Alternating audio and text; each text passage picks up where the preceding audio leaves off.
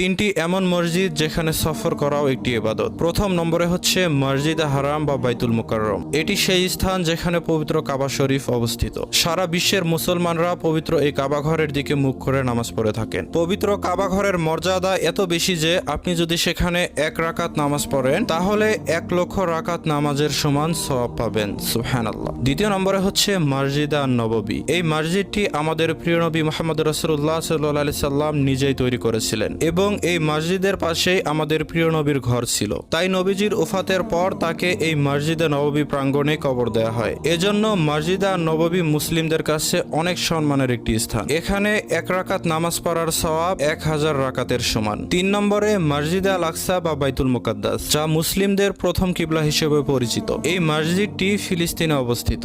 এটা সেই পবিত্র স্থান যেখান থেকে আমাদের নবী মিরাজে আসমান সফরে গিয়েছিলেন। এখানে 1 রাকাত নামাজ পড়লে